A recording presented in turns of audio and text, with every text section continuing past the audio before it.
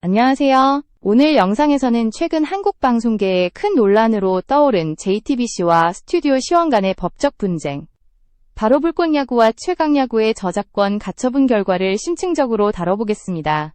이번 사안은 단순한 예능 프로그램 분쟁이 아니라 한국 방송산업 전체에 영향을 미칠 수 있는 중대한 사건으로 평가받고 있습니다. 2024년 10월 28일 여러 언론을 통해 JTBC가 스튜디오 C1을 상대로 제기한 가처분 신청에 대한 법원의 결정이 내려졌다는 소식이 전해졌습니다. JTBC와 스튜디오 C1 두 제작 주체의 대립은 이미 수개월 전부터 예고된 바 있었지만 이번 결정은 그동안의 논란에 불을 붙인 결정적인 계기가 되었습니다. 특히 이번 판결은 양측 모두에게 커다란 이해관계가 걸려 있었기 때문에 결과가 공개되자마자 업계 전반에 긴장감이 감돌았습니다. 시청자 여러분, 영상을 시청해주셔서 진심으로 감사드립니다. 여러분의 구독과 좋아요는 제가 더 좋은 컨텐츠를 만드는데 큰 힘이 됩니다. 앞으로도 한국 방송의 이면과 그 속의 숨은 진실을 깊이 있게 전해드리겠습니다. JTBC가 문제 삼은 핵심은 프로그램 이원 작성이었습니다. JTBC는 최강야구가 자신들이 독자적으로 기획하고 제작한 프로그램이며 스튜디오 C1이 만든 불꽃야구는 이를 사실상 복제한 형태라고 주장했습니다. 반면 스튜디오 C1 측은 불꽃야구가 새로운 콘셉트와 포맷을 가진 독립적인 프로그램이라고 반박하며 이 논쟁은 결국 법정으로 향하게 되었습니다. 이번 가처분 신청은 JTBC가 제기한 수많은 법적 대응 중 첫 번째 단계에 해당했습니다. 즉, 본소송에 앞서 긴급히 법원의 판단을 요청한 것입니다. 서울중앙지법 제60민사부는 사건의 중요성과 공공성을 감안해 심리를 신중히 진행했습니다. 결과적으로 법원 은하에 권고 결정을 내렸습니다. 이는 양측이 강제적인 판결 대신 일정한 조건 하에서 합의를 시도하라는 의미를 지닌 결정으로 JTBC의 손을 들어주는 형태로 요약됐습니다.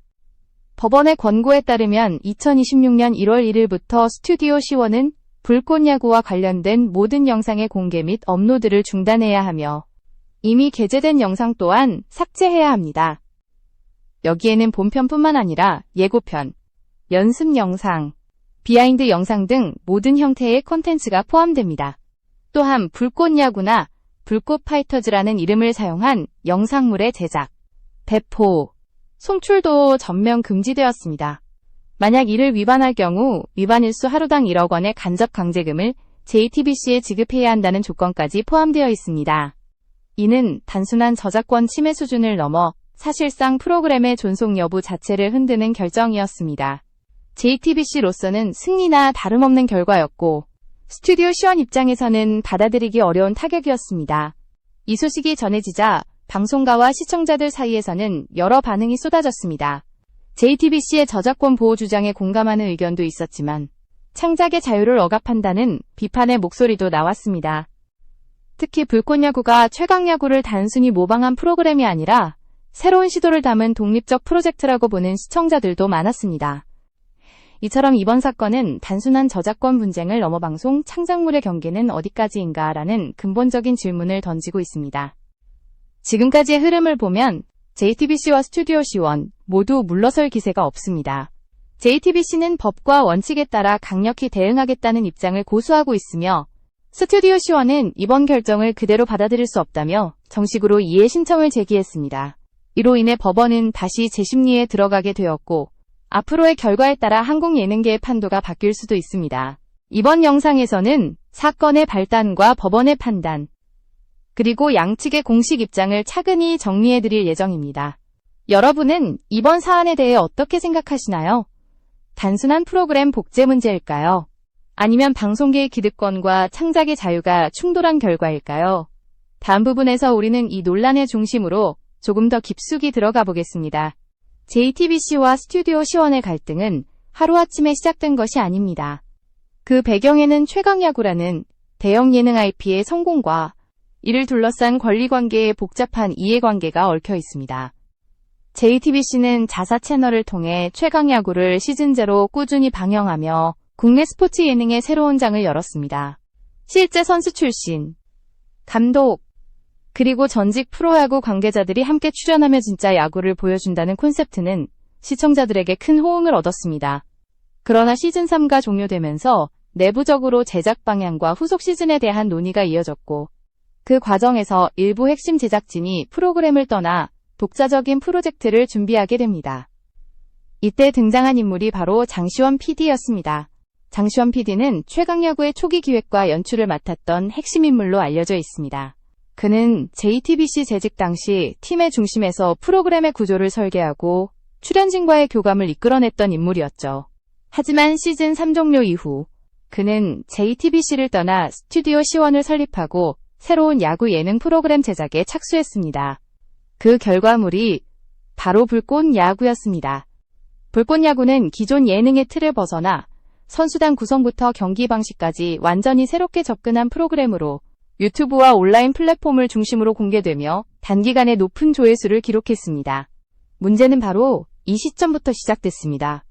JTBC 측은 불꽃 야구의 콘셉트, 연출 방식, 심지어 대사 구성까지 최강야구와 유사하다고 주장했습니다. 특히 JTBC는 프로그램의 핵심 아이디어, 구성, 경기 포맷이 자사 내부 개발 문서와 거의 동일하다고 강조하며 내부 자료 유출 가능성까지 제기했습니다. 반면 스튜디오 C1은 JTBC의 주장을 전면 부인했습니다.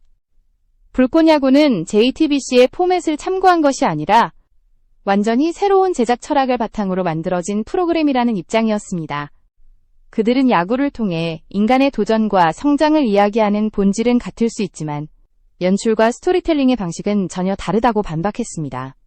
그러나 JTBC의 시각은 달랐습니다. 방송사가 막대한 제작비와 인력을 투입해 만든 예능 포맷이 외부로 유출되고 독립된 형태로 재가공되는 것은 명백한 저작권 침해라고 본 것입니다. 특히 불꽃 야구가 JTBC의 시청자층과 동일한 타깃을 겨냥해 경쟁 구도를 형성하자 JTBC 내부에서는 이를 의도적인 시장 교란 행위로 간주했습니다. JTBC는 이에 따라 법무팀과 저작권 보호팀을 중심으로 증거를 수집하고 프로그램의 기획서, 편집, 구조, 영상 시퀀스 등을 세밀히 비교 분석했습니다. 그 결과 다수의 요소가 JTBC의 원본 포맷과 유사하다는 결론을 내렸고 결국 법적 대응을 공식화했습니다. 스튜디오 C1 측은 이러한 움직임을 창작자에 대한 탄압으로 규정했습니다. 그들은 JTBC가 거대 방송사라는 지위를 이용해 독립 제작사의 자유로운 창작 활동을 막고 있다고 주장했습니다. 또한 JTBC가 보유한 저작권은 이미 종영된 최강야구 시즌3의 영상물에 한정되며 불꽃 야구는 새로운 출연진, 새로운 규칙, 새로운 서사를 가진 별개의 작품이라고 반박했습니다. 실제로 불꽃 야구는 기존 방송 예능과 달리 디지털 플랫폼을 중심으로 운영되며 OTT 환경에 맞는 짧은 호흡의 영상 구성으로 차별화를 시도했습니다. 양측의 갈등은 단순한 누가 먼저 만들었는가의 문제가 아니었습니다. 그것은 누가 아이디어를 소유하는가, 누가 시청자의 경험을 정의할 수 있는가라는 더 큰 질문으로 번졌습니다. 방송 제작 현장에서의 포맷은 단순한 아이디어가 아니라 수십 명의 인력과 예산, 그리고 수개월의 실험이 결합된 결과물이기 때문입니다. JTBC는 바로 이 지점을 강조하며 단순히 비슷한 콘셉트라고 해서 독립적인 IP로 인정될 수는 없다고 주장했습니다. 반면 스튜디오 C1은 창작의 본질은 새로운 해석과 시도에 있다고 말하며 JTBC의 주장은 표현의 자유 침해라고 반박했습니다. 이처럼 양측의 주장은 정면으로 충돌했습니다. JTBC는 법적 정당성을 내세우며 공세를 강화했고 스튜디오 C1은 대중의 여론을 등에 업고 방어선을 구축했습니다. 특히 불꽃 야구의 팬들은 시즌4를 기다리던 사람들에게 새로운 대안을 제시했다며 스튜디오 C1의 편을 들었습니다. JTBC의 입장에서 보면 이는 명백한 시장 잠식이었고 스튜디오 C1 입장에서는 창작의 정당한 결과였습니다. 서로의 논리가 팽팽하게 맞서며 사태는 걷잡을 수 없이 커졌고 결국 JTBC가 법원에 가처분 신청을 제기하면서 사건은 공식적인 법적 단계로 넘어갔습니다. 법적 대응이 시작되자 방송업계 전체가 긴장했습니다. 유사한 형태의 프로그램을 제작 중이던 다른 제작사들도 이번 판결의 향방에 촉각을 곤두세웠습니다. 왜냐하면 이번 사건의 결과가 향후 방송 포맷 산업의 기준점이 될 수 있기 때문이었습니다.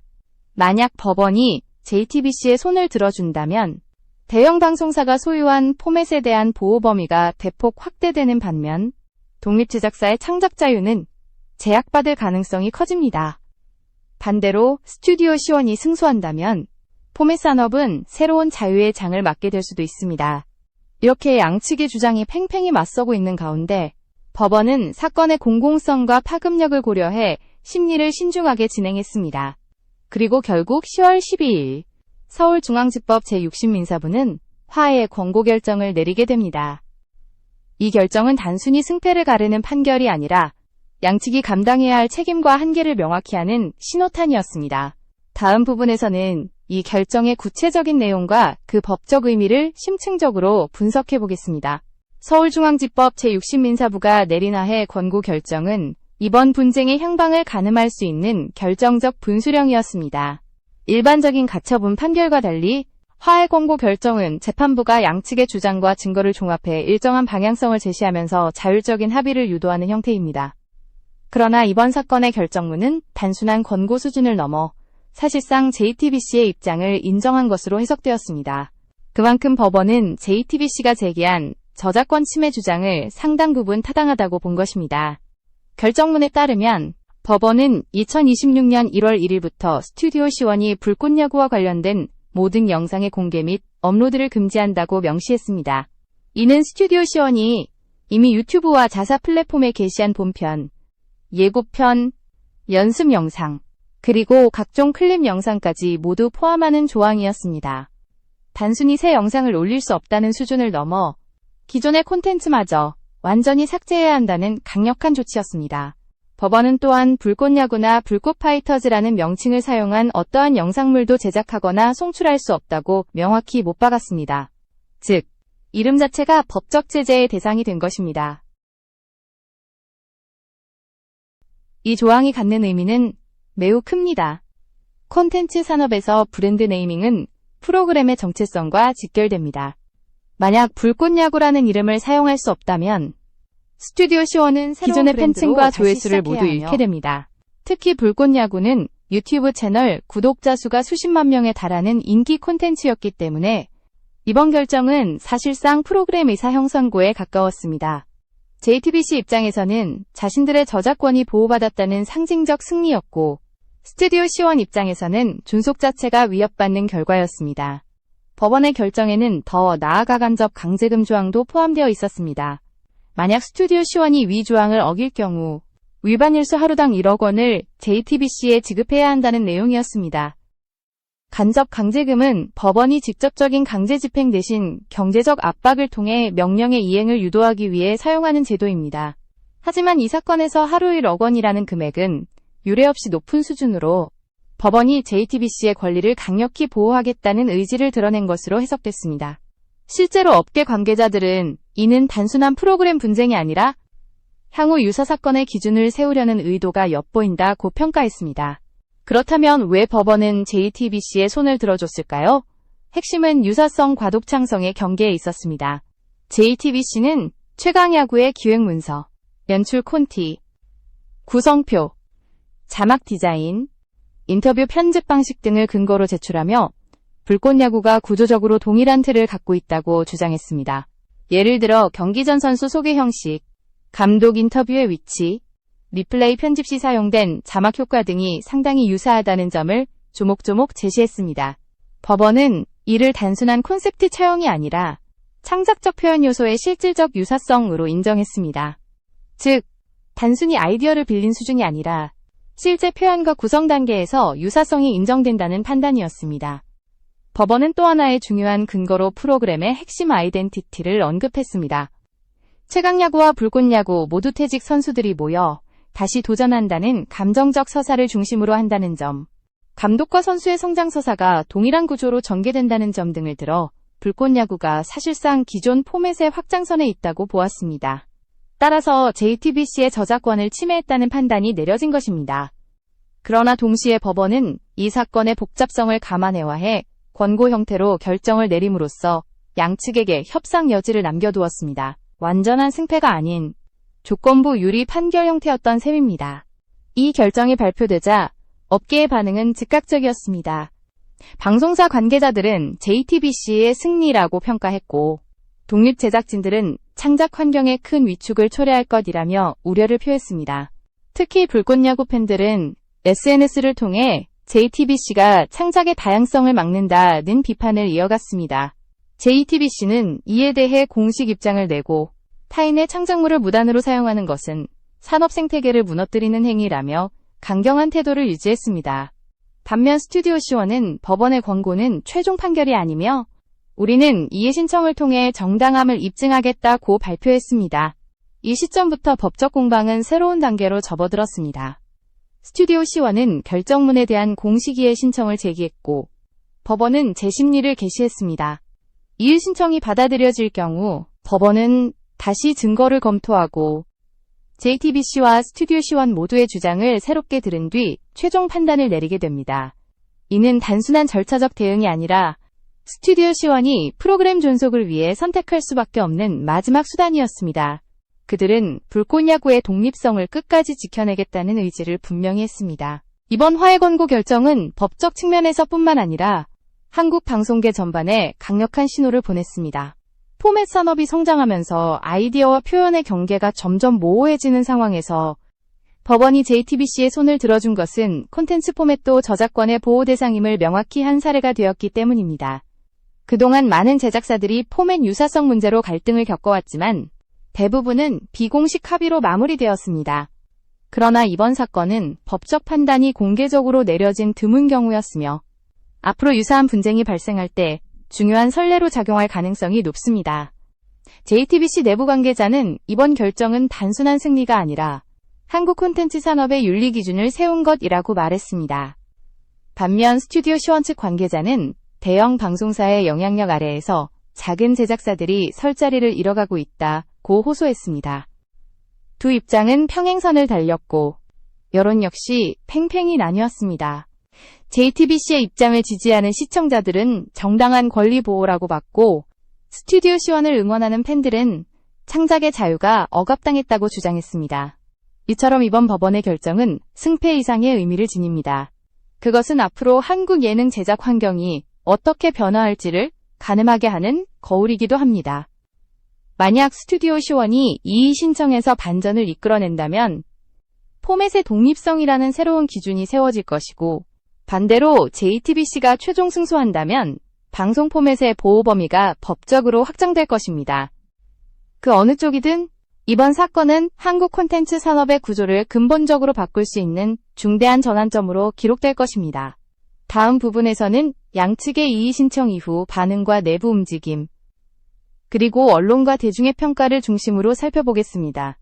법원의 화해 권고 결정이 발표된 직후 양측의 반응은 극명하게 갈렸습니다. 먼저 JTBC는 빠르게 공식 입장을 내며 자신들의 정당성을 강조했습니다. JTBC 관계자는 여러 언론 인터뷰를 통해 이번 결정은 명백히 저작권 질서를 바로 세우기 위한 의미 있는 판단이라며 타인의 창작물을 무단으로 사용하는 관행이 근절되어야 한다고 밝혔습니다. JTBC 내부에서도 이번 결정을 단순한 사건이 아닌 산업의 기준을 세운 판례로 받아들이는 분위기였습니다. 특히 JTBC의 콘텐츠 본부 관계자는 우리가 보호받아야 할 것은 단순한 아이디어가 아니라 수많은 인력과 시간이 투입된 결과물이라고 말하며 프로그램 포맷 보호의 필요성을 역설했습니다. JTBC는 이미 가처분 신청 이전부터 민사소송과 형사고소를 병행하고 있었습니다. 그들은 스튜디오 C1과 장시원 PD를 상대로 저작권법 위반, 상표법 위반, 업무상 배임, 전자기록 송신방해 등 다양한 혐의를 제기했습니다. 즉 이번 결정은 JTBC가 제시한 여러 법적 행동 중 첫 번째 승리로 볼 수 있었습니다. JTBC는 이번 결정은 끝이 아니라 시작이라며 향후 본안소송에서도 진실을 끝까지 밝히겠다는 강경한 태도를 유지했습니다. 그들의 목표는 단순히 불꽃야구를 중단시키는 것이 아니라 향후 유사 사례를 근절해 콘텐츠 산업 내 질서를 확립하는 것이었습니다. 반면 스튜디오 C1 측의 분위기는 무겁지만 결코 물러서지 않았습니다. 장시원 PD는 짧은 공식 입장문을 통해 현재 재판이 진행 중인 사안이라 구체적인 언급은 어렵지만 우리는 정당한 창작의 결과물을 지키기 위해 끝까지 싸울 것이라고 밝혔습니다. 스튜디오 C1 관계자는 불꽃야구는 JTBC의 포맷을 베낀 것이 아니라 완전히 새로운 아이디어와 구조를 가진 콘텐츠라며 법원이 제시한 권고안에 대해 정식으로 이의를 제기했다고 전했습니다. 그들은 재판 절차에 집중하겠다는 신중한 태도를 보였지만 내부적으로는 상당한 위기감이 감돌았습니다. 스튜디오 C1 내부에서는 향후 콘텐츠 방향성에 대한 논의가 즉시 시작되었습니다. 법원의 결정이 확정될 경우 불꽃야구라는 이름을 더 이상 사용할 수 없기 때문입니다. 실제로 일부 제작진은 새로운 브랜드명과 형식을 검토 중이며 플랫폼 이전까지도 고려하는 것으로 알려졌습니다. 그러나 팬들의 지지는 여전히 뜨거웠습니다. 불꽃야구 공식 유튜브 채널에는 끝까지 응원하겠다. 이건 단순히 프로그램이 아니라 우리 세대의 이야기다 라는 댓글이 쏟아졌습니다. 시청자들은 JTBC의 법적 대응을 대기업의 횡포로 규정하며 스튜디오 C1을 도전하는 창작자로 바라봤습니다. JTBC 역시 여론의 반발을 예상하고 있었습니다. 그들은 공식 SNS 계정을 통해 저작권은 창작자의 기본 권리이며 이를 보호하는 것은 산업 발전의 근본이라고 재차 강조했습니다. 그러나 JTBC 내부 일부에서는 여론 악화를 우려하는 목소리도 있었습니다. 특히 젊은 시청자층에서는 불꽃야구가 더 진정성이 있다는 평가가 많았고 JTBC가 이를 억압하는 듯한 인상이 형성된 것이 문제였습니다. JTBC 관계자는 대중의 감정과 법적 정의는 다를 수 있다. 그러나 우리가 지켜야 할 것은 원칙이라며 내부 회의를 통해 대응 전략을 조율했습니다. 언론의 반응도 뜨거웠습니다. 주요 일간지들은 콘텐츠 포맷 저작권 보호의 첫 신호탄, 창작과 법의 경계, JTBC 승리의 의미 등의 제목으로 분석 기사를 쏟아냈습니다. 일부 평론가들은 이번 결정은 한국 방송계가 포맷 수출 강국으로 나아가는 과정에서 필연적인 진통이라고 평가했습니다. 반면 다른 언론에서는 창작의 다양성을 위축시킬 우려가 있다며 스튜디오 C1의 손을 들어줬습니다. 양측의 논리가 충돌하면서 언론 역시 입장이 양분된 채로 치열한 논쟁을 이어갔습니다. 특히 주목할 점은 시청자 여론의 양극화였습니다. JTBC를 지지하는 쪽은 법적 정당성을 무시하면 콘텐츠 산업 전체가 무너진다고 주장했습니다. 반면 스튜디오 C1을 응원하는 팬들은 아이디어는 공유의 영역이다. JTBC가 모든 걸 독점하려는 건 오만하다고 맞섰습니다. 이런 대립구도는 SNS에서 더욱 확산됐고 불꽃야구 지켜라, 창작의 자유 같은 해시태그가 트렌드에 오르기도 했습니다. JTBC는 이를 무시하지 못했고 내부적으로 PR 대응팀이 여론 관리에 나선 것으로 알려졌습니다. 이 상황 속에서 JTBC와 스튜디오 C1의 제작진, 출연진 일부의 개인 SNS도 뜨거운 관심을 받았습니다. JTBC 소속 일부 관계자는 우리도 창작자다. 다만 창작의 경계는 명확해야 한다고 적었고 불꽃야구 출연진 중 한 명은 진심으로 야구를 사랑하는 마음으로 임했다. 논란이 아쉽다고 말했습니다. 이러한 개인의 목소리들이 언론을 통해 확대되며 논란은 더 커졌습니다. 심지어 JTBC 일부 프로그램 불매운동을 주장하는 팬 커뮤니티도 등장했고 스튜디오 C1을 지지하는 온라인 차원까지 올라왔습니다. 하지만 전문가들은 이번 논란을 단순한 감정 싸움으로만 보지 않았습니다. 한국 콘텐츠 산업이 글로벌 시장으로 확대되는 시점에서 이번 사건은 지식재산권 IP의 개념을 재정의할 기회라는 분석이 나왔습니다. 서울대학교 언론정보학부의 한 교수는 이 사건은 한국 예능의 성장을 상징하는 이면이라며 포맷 산업이 성숙할수록 저작권과 창작의 자유 사이의 균형이 더욱 중요해질 것이라고 언급했습니다. 실제로 한국은 최근 수년간 포맷 수출 강국으로 떠올랐지만 내부에서는 여전히 유사 포맷 논란이 빈번하게 일어났습니다. 이번 JTBC 스튜디오 C1 사건은 그 논쟁의 결정판이었습니다. 시간이 흐르면서 양측의 대응은 더욱 체계적으로 바뀌었습니다. JTBC는 본안 소송 준비에 돌입하며 추가 증거를 확보했고 스튜디오 C1은 법무법인과 함께 국제 포맷 분쟁 사례를 연구하기 시작했습니다. 두 회사는 모두 언론을 통해 진실은 법정에서 가려질 것이라는 같은 문장을 사용했지만 그 의미는 완전히 달랐습니다. JTBC는 승리를 확신했고 스튜디오 C1은 반전을 준비했습니다. 결국 이번 사건은 단순한 법적 대결을 넘어 누가 진짜 창작자인가라는 철학적 논쟁으로 확장되었습니다. 방송